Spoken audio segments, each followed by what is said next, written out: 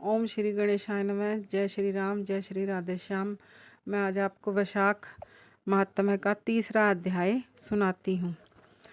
नारद जी बोले, जो मनुष्य श्रेष्ठ ब्राह्मण को पलंग दान करता है, ब्राह्मण की उस पर सुख से सुलाकर ठंडी ठंडी हवा की जाए तो संपूर्ण धर्मों के साधन में उसका शरीर निरोग रहता है। इस दान में से जब ताप शांति दूर हो जाते हैं, वह मनुष्य योगियों से भी दुर्लभ पद पाता है। जो मनुष्य वैशाख में धूप के थके हुए ब्राह्मणों को सुंदर श्रम नाशक पलंग दान करता है, वह मनुष्य, हे राजन, संसार के जन्म मरण और वृद्धावस्था के कष्ट नहीं भोगता। इस पलंग पर ब्राह्मण के शयन करने से जीवन भर के जाने अनजाने किए हुए पाप नष्ट हो जाते हैं। हे राजेंद्र, जैसे अग्नि के स्पर्श से कपूर जल जाता है, वैसे ही पलंग देने वाला मनुष्य निश्चय ही ब्रह्म पद पाता है। जो मनुष्य वैशाख मास में शैया दान करे, वह इसी जन्म में सब सुखों को भोगता है। उसके कुल की वृद्धि होती है, कोई रोग नहीं होता, उसे बड़ी आयु, निरोगता, यश और धैर्य मिलता है। इस धर्मात्मा के कुल से 100 पीढ़ी तक कोई अधर्मी नहीं होता है। इस मास में दानादि करने का अपार फल होता है।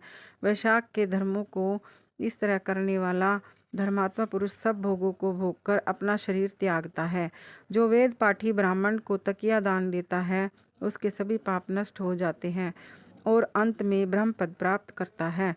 बिना इसके दिए मनुष्य सुखपूर्वक नहीं सो पाता है और इसके दान करने से सबका आश्रय बनकर पृथ्वी का राज्य भोगता है। हे राजन, वह मनुष्य 7 जन्म तक सदा सुखी, भोगी, धर्म परायण और विजयी होता है, फिर अपने 7 कुल समेत मुक्त हो जाता है। जो मनुष्य चटाई अथवा और किसी प्रकार का आसन देता है, जिस पर पत्रशाही विष्णु भगवान समविराजते हैं, इससे जल में पड़ी हुई ऊन नहीं भीगती, वैसे ही संसारी जीव संसार के बंधन को नहीं प्राप्त होता है। चटाई का देने वाला पुरुष आसन और शैया पर आरूढ़ हो सब तरह सुखी रहता है। जो शयन करने के लिए चटाई और कंबल दान देता है, वह मुक्त हो जाता है, इसमें संदेह नहीं है। निद्रा से दूर हो जाता है और निद्रा से परिश्रम दूर हो जाता है। वही निद्रा चटाई पर सुखपूर्वक आती है। हे राजन, जो वैशाख में कंबल का दान करता है, वह अकाल मृत्यु से छूटकर 100 वर्ष तक जीवित रहता है। धूप में व्याकुल ब्राह्मण को जो मनुष्य पतला वस्त्र देता है, उसकी पूर्ण आयु होती है और परलोक में परम गति मिलती है। कपूर भीतर की गर्मी को दूर करता है, अतः कपूर का दान ब्राह्मण को दे तो मोक्ष मिलता है और दुख का नाश होता है। जो ब्राह्मण को फूल और कुमकुम का दान करे, तो सार्वभौम राजा हो, सब प्राणी उसकी आज्ञा में रहे और पुत्र तथा पौत्रों युक्त होकर सब भोगों को भोग मोक्ष पाता है।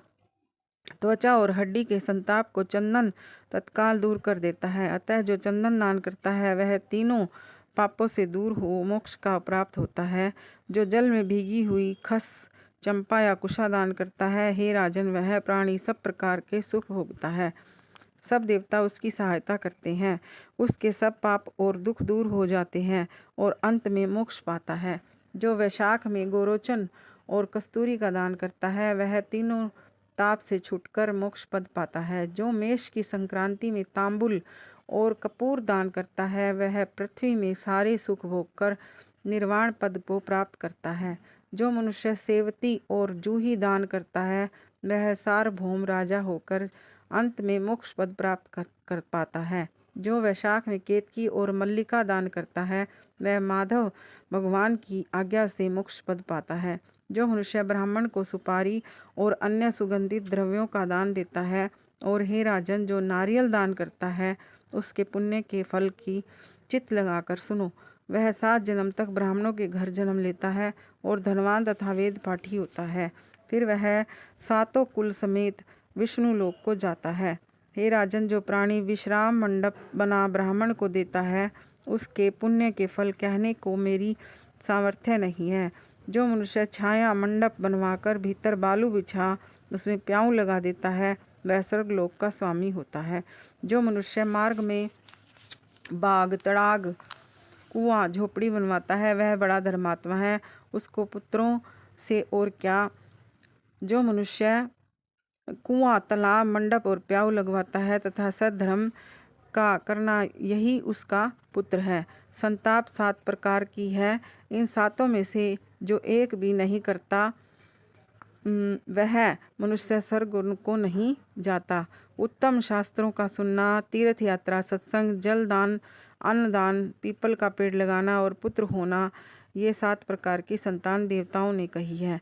अन्य सैकड़ों धर्म करने पर भी मनुष्य को संतान नहीं मिलती। इसलिए संतान की इच्छा करने वालों को इनमें से एक कर्म अवश्य करना चाहिए। पशु पक्षी, मृग और वृक्षों को भी स्वर्ग सुख नहीं मिलता, फिर मनुष्यों की तो क्या ही कहना।